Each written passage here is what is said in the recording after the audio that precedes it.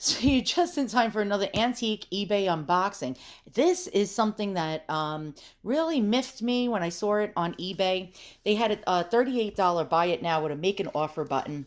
I made an offer of 30 bucks because why the hell not? And honestly, frankly, I don't even think it's worth 30 bucks, but I'm going to need you guys, my subscribers and people that view my videos, to help me out with this item and what it is. And there's actually two items in here, but the one item that I really wanted is more of a mystery to me. And I guess we'll take a look at it. And that was crazy packaging. Okay, wait, where's the other item? Aha, okay. All right, so let's check these objects out. All right, so part of the reason why I wanted these items is because of this. And I thought this was actually really cool. And although I don't really know what it is, I actually think it's a cigarette case of some sort. And so if you look close, we have an eagle, and then we have crossed muskets. And for all you military collectors out there, you might actually be able to help me figure out what I might have here. Now, while I don't think this is highly valuable, it is very old, and if you look inside, you can see this pitting. And I think this is actually nickel plated or chrome plated, and these little metal pieces right here would hold down cigarettes. And now the problem is trying to figure out how old these two objects are. Now I do know they are old, especially this one. This one is from at least the late 1890s to about the early 1900. Like when I say that, I say about like 1900 to 1905, possibly earlier from the late 1800s. And this is a match safe or a Vesta type of case. And you can see that's where you would strike the match on the sides right there, that little ribbed area. And we have these Roman coins on it, which is pretty cool. And these are actual copies of real Roman coins. And you see different characters from the Roman times. And I believe these were denariuses or denaries. And that's awesome. All right, so this opens up. Let's do that. And inside, which I thought was really cool, if I can get this thing open here, there we go, is the original, what appears to be the original matches. And we have a little flint piece right there that you can actually, back then you could replace by sliding it out. There we go. That's really cool. And I noticed that a lot of these type of cases, now they had different styles. Some made out of silver, some made out of gold, some made out of paper mache, all different kinds of materials.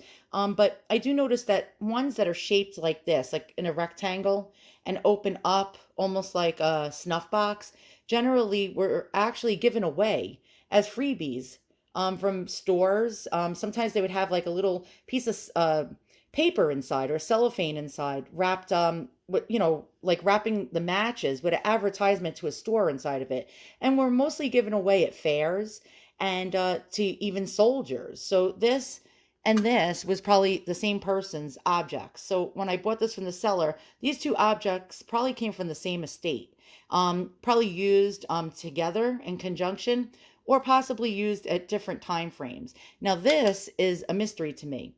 I did some Googling. Whoa, I almost just dropped it. And these two crossed muskets were generally used in the Spanish American War time frame. But I was wondering, did they smoke cigarettes back during the Spanish American War? Was that popular? And I did a little Googling and went down the Google rabbit hole, if you know what I mean. And I found out that it was considered very feminine to smoke cigarettes in the 1800s and before that. It was frowned upon. Back then, like the upper middle class and the rich people would think that anyone smoking cigarettes was basically like pot smokers of today. Like they were getting like high on the devil's, I think they called it the devil's toothpick. And they were loafing and the type of people that you wouldn't want to hang out or associate with. It was also considered very feminine and not manly. And everybody, including the government and the military, pretty much frowned upon it. Poor people in Spain, like the Spanish peasants, were actually using tobacco, like paper cigarettes, around that time and before that, and popularized it. And so that's where I think Spanish American War is right. At first, I said, no, no, no, this has to be World War One. Definitely not Spanish American War. But the crossed muskets were used around the Spanish American War and just before it, I believe in the 1870s when I did my research. Now, the World War One crossed muskets had different type of like what do you call it, triggers? Yeah, the triggers were different, and the little thing that you cock back was different. And the rifle, at the time frame of the Spanish American War, the rifle butts had actual, like, you see these like little half moons, and then in World War One, they were straight across. So that's why I think what I have here is Spanish American War. Now, it's very hard to actually find other ones like this. I did a lot of Googling and I only found three others. One was actually listed as Spanish American War cigarette case, Army Infantry, U.S. Army Infantry. Another one said World War One, U.S. Army Infantry cigarette case. And the third one was at an auction and it just said patriotic tobacco items or what have you.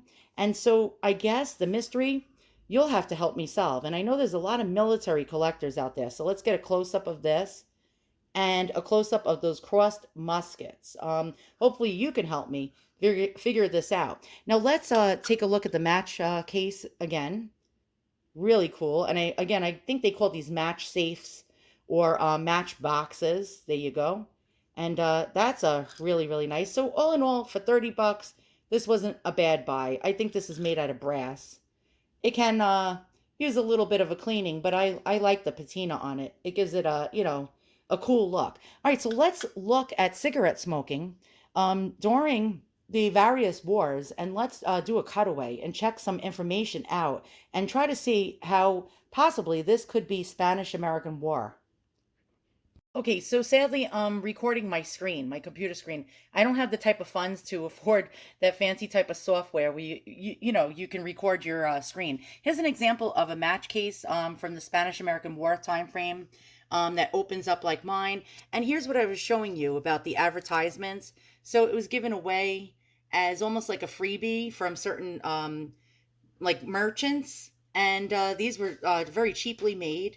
So if you notice, this one has a different eagle than on my cigarette case, but they varied. The different types of art that they had for the Spanish American War.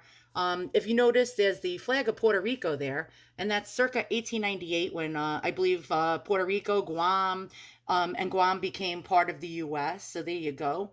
Let's go look at some other things. So, trying to find out if this case is actually from the Spanish American War, since I'm trying to find out did people smoke cigarettes back then, I found this really interesting article. And it says Spanish American War for Roosevelt's Rough Riders, quote, nothing beats a good smoke. Apparently, it was considered like really low class to be smoking a cigarette back in the 1800s. In 1880, they created the first cigarette rolling machine, and that's when commercial cigarettes really took off. For the most part, men, and especially distinguished manly men, smoked pipes or actually cigars. And cigar smoking actually really took off during the Civil War time frame, especially with the wealthier people. But if you smoked a cigarette, you were like low class and you were very feminine, girly type of guy. Mostly, pretty much, people rolled their own cigarettes back then, since cigarettes weren't as commercialized as they are today, where you can buy ready made packs. But again, since the cigarette rolling machine, which could roll 200,000 cigarettes in 10 hours, actually took off. Apparently, it was invented. They were starting to sell packs of cigarettes, which, especially during the war time, when you're on the battlefield and you're in a trench, you don't have time to sit there and roll a cigarette. So, ready made cigarettes were really nifty, especially you don't want to be smoking a pipe in a trench. You want to be able to just pull something out of your pocket, light it up, and smoke it. So, apparently, at the time, Colonel and President Teddy Roosevelt did not like his men to be smoking. He actually did not smoke cigarettes. Of course, he smoked pipes and stuff. But apparently, they created a monster when I think in Cuba, and all around those Spanish colonies, when the American troops were down there. I guess they made friends with some of the inhabitants who were of Spanish descent. And I told you the Spanish pheasants, not as in bird, but peasants, as in poor, were the ones that really started being the ones that popularized smoking paper cigarettes. Pretty much probably introduced the soldiers to it. They got hooked. And if they didn't have their cigarette and they were jonesing, you did not want to have unhappy troops, especially when the enemy was circling around you. So apparently, I was reading this article, which is quite interesting. Um, and it explains that pretty much when the soldiers did not have, especially their Durham or Durham tobacco, uh, or their already paper, ready-made cigarettes that were already made for them, they were pretty cranky. They were unhappy. But the good thing about cigarettes, which we all know they're bad for our health, was that they noticed that the troops did not have to be fed as much. They could hold off much longer, because it was an appetite suppressant. So pretty much, then they started to give up about nagging the troops about the dangers of smoking, and not, like, discouraging them as much, because it kept them happy. It kept them fighting. It took actually their nerves. It actually improved their nerves. So when they were nervous and they lit up a cigarette while waiting for action, it calmed them down. So here's an example of a Spanish American War package of tobacco. And so people from back home would be sending the troops their packages of tobacco, and that's all they basically cared about, to get their fixes quenched, if you know what I mean. And so I was reading this, and it said smoking helped relieve tension. It says when it seemed like men would have to do without, one of the Ivy Leaguers would step in. So one of the rich, commissioned officers, the higher uppers, would step in and offer to pay for the lot, about $85 total, to keep the other soldiers from suffering. Pretty much, it wasn't included in their rations. Like World War II, we know for sure that cigarettes and tobacco were included as part of their rations. They had to pay for it during the Spanish American War, and it was quite expensive. So it seemed to be the biggest morale booster of all. And with a pipe, the soldier can kill hunger. He can forget that he is wet and exhausted and sick with heat. He can steady his nerves against the roof of bullets when they pass continually overhead. Basically, each day without tobacco was torture. They got headaches, became nervous, and couldn't sleep. Very, very interesting. So now we know that my cigarette case could definitely be Spanish American War time frame. Interesting. Okay, so now here we go. The rifle, the cross muskets on my cigarette case. These are identical to the cross muskets on my case, with the little half moon hilt, whatever you call the bottom part of a rifle. I'm a woman. What the hell do I know? Including the triggers and the part where you cock back. Yeah, identical. And we got Spanish American War, U.S. Army, 22nd Infantry. Very, very interesting. Now, here's something very interesting. Look at the cigarette case to the right. It's identical to mine, and it's just copper. It's hammered copper. So I guess they made them in different kinds of metals. And to the left of that is definitely a Spanish American War era match case. And again, we have Cuba and the American flag, so you know that's definite. And if you look here, these objects were sold as part of an estate, and these all came from the same person. So now I'm thinking definitely that mine is Spanish American War. Now, sadly, all three of these items only sold for $95. So there's not that much value in my item, unless the auctioneer would have said Spanish American War. He did not in this case. But I'm definitely guessing, since we have definitely a Spanish American War era match case right here, along with the same exact cigarette case as mine, if they would have actually advertised this as Spanish American War, it would have sold definitely for more money. Okay, so here's an interesting thing. Let's just go down the Google rabbit hole like we always do on my channel. The cigarette case that stopped World War I Very interesting. So I just saw this randomly. So this soldier here had a silver cigarette case, and it was in his breast pocket. And when he got shot, it actually saved him from being killed. And there was a note inside of it explaining the story. So that's really, really impressive and quite interesting. Really cool. That was World War I, though.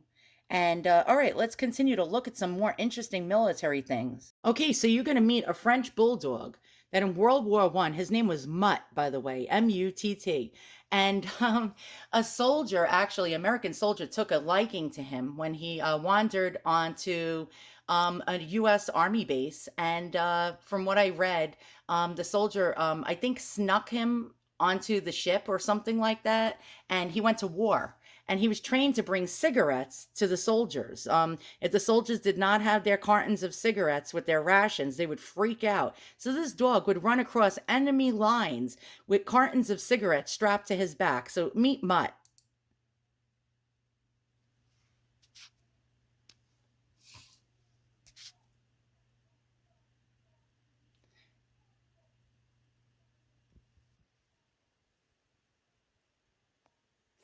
Isn't he really cute? There you go. There's Mutt. So Mutt saved a lot of lives by keeping the soldiers happy. And if you hear that noise in the background, it's my daughter rapping in her room. Uh, she's a rap artist. Okay, so there's Mutt. Look at him smiling because he's gonna get some scratches on his head. Okay, here's some more random information down the Google rabbit hole. American soldiers were introduced to cigars during the Mexican War and became a fad with the men in the 1850s. Cigars ranged in price from cheap to expensive, and were associated for the rest of the century with affluence, respectability, and success in the male bastions of business, politics, and military. Cigars were the most exclusively male of all tobacco products, while cigarettes, in contrast, were considered unmanly until the end of the 19th century. The manufacturing of cigarettes in the United States began in the early 1860s, and mass production was achieved in the early 1880s. There are two basic kinds of cigarette products: high end, expensive brands made of imported tobacco, and low end, cheap brands made of domestic tobacco. High end cigarettes were linked with the moral decadence of Europe, the Middle East, and Latin America, where the products were both manufactured, so I guess pre rolled, and popular. Hand rolled cigarettes, also made from imported tobacco, implied the user had the leisure to indulge the habit and was not participating in his manly duty to earn a living and provide for a family. So anyone who rolled cigarettes was actually, it was interfering with their way of life and participating with his manly duty of of providing for his family. That's what was believed back then. And you were actually not a man of wealth, and you were pretty much a piece of, low class trash. In 1885, an editorial in the New York Times, chastised men for smoking cigarettes and warned of the dangers it posed to the nation's political survival. Oh my God. Fake news back then, too, I guess. A grown man has no possible excuse for thus imitating the small boy. The decadence of Spain began when the Spaniards adopted cigarettes, and if this pernicious habit obtains among adult Americans, then the ruin of the Republic is close at hand. The focus on Catholic Spain probably also reflected anti Catholic sentiment among the dominant Protestant population in the United States. Poor and working class men, which included most immigrants, were considered unsuccessful financially and not socially and sometimes morally respectable. Therefore, they did not fit the middle class ideal of American manhood in the late 19th century. Interesting. It says Washington, this was an article in Harper's Weekly in 1888. Washington is proud of the fact that not one congressman smokes cigarettes. It is certain, though, that many used cigars, pipes, or chewing tobacco. Okay, so the public attitude against men smoking cigarettes began to change, with the Spanish American War in 1898. Many of the young American soldiers, particularly those from rural areas, were introduced to cigarettes as they came in contact with the residents of the former Spanish colonies of Cuba, Puerto Rico, Guam, and the Philippines, where cigarettes were smoked by most of the population. Although U.S. military officials approved enlisted men using pipes and chewing tobacco, they tried unsuccessfully to discourage cigarette smoking. In fact, American sailors threatened to mutiny. I'd mutiny too. I'm a cigarette smoker myself. They threatened to mutiny if deprived of cigarettes. They had practical advantages over other tobacco products. Could be carried easily in a uniform pocket. That's right, in my cigarette case that I now have. Smoke quickly and did not spoil in humid weather like cigars. In cramped military quarters, particularly on long sea voyages, the milder cigarette odor would be less offensive to non smokers than strong cigar smoke. Interesting, very interesting. Really fast, I'm going to show you the first cigarette rolling machine that actually made cigarettes a household thing. Okay, so in, I think it was 1880. Yep, the first, okay, it was Bonsack. The guy's name was James Albert Bonsack. We have the first cigarette rolling machine. And look how cool this thing is, okay? So it had a little conveyor belt, right? A scoop. The tobacco would go onto the conveyor belt. We had the paper, the cigarette papers right here, um, rolled out, and it was really wide to a narrow tube. And this wheel would roll the tube through here, right? And then so you have little pulleys, and then it would have a bottle of glue, which would actually glue the paper, actually shape it into a tube. And there was a pair of freaking scissors. How funny is that? That would cut it to an exact size, and ready-made cigarettes would fall into that box. That is freaking genius. So when I'm reading on September 4th, 1880, the patent was granted. Yeah, from March 1881 to, yeah, to October 4th, 1881. Interesting. Okay, so pretty much it could produce 120,000 cigarettes in 10 hours, or 200 per minute, and thereby revolutionized the cigarette industry. And here's the original patent for that machine that you just saw. Holy guacamole. Now, there was an ad in a newspaper. I forgot who put the ad. It was some kind of I think a tobacco grower, and he put a reward, a prize of $75,000 back in 1880. And I'm sorry, in 1875, he put that prize of 75,000 to the person who can create a cigarette rolling machine. Actually, because a skilled cigarette roller who did it by hand could only produce about 4 cigarettes per minute. And so it was insufficient to satisfy the demand in the 1870s. So the Allen and Ginter Company in Richmond, Virginia offered a prize of 75,000, which is equal to $1,767,500 today, for the invention of a machine able to roll cigarettes. Bonsack, which was actually, he was like a kid. I think he was like 20 years old. He left school to devote his time to building the machine.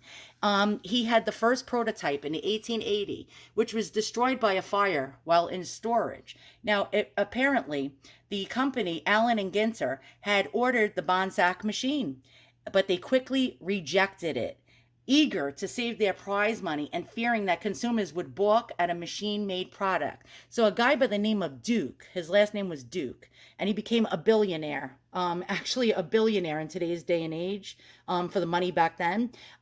Actually went in partnership with Bonsack, and created a cigarette empire. And I forgot the name of his tobacco company, but boy, oh boy, did they produce cigarettes and make billions of dollars. So that was the start of the big tobacco companies making ready-made cigarettes. So now we see the Spanish-American War cigarette case, which is cool, the matchbox from around the same time, and we learned something today, hopefully. Did you? If you did, give me a thumbs up, please. I could use it. Thanks for watching.